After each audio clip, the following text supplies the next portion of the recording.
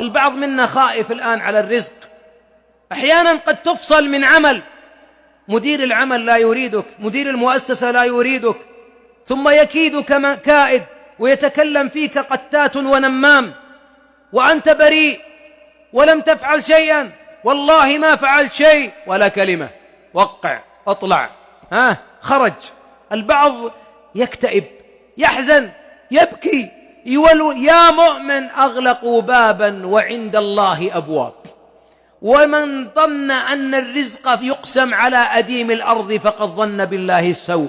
الله يقول وفي السماء وفي السماء وفي السماء، أردد ولا خرج؟ وفي السماء رزقكم وما توعدون. إذن هذا العظيم سبحانه، هذا العظيم أغلق من البشر باب.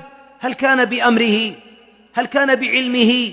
هل كان بإرادته؟ نعم. هل يراك الله وأنت تظلم؟ نعم.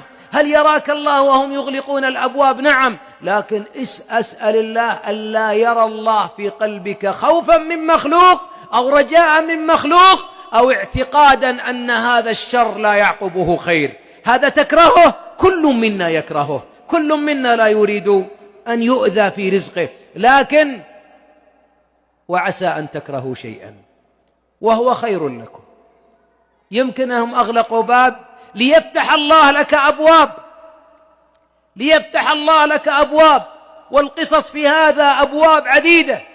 وتجد حتى أن الدراسات تقول إن معظم الذين يثرون ويملكون المال بأعداد كبيرة وخير كثير هم الذين يتنقلون أحيانا، وأحيانا يتنقلون وهم صدقوا مع الله في توحيد وصدق. يغلق هذا الباب فيفتح الله له بابين، يغلق هذا بابين ينفتح له ثلاثة. وإياك أن تقول طيب كيف؟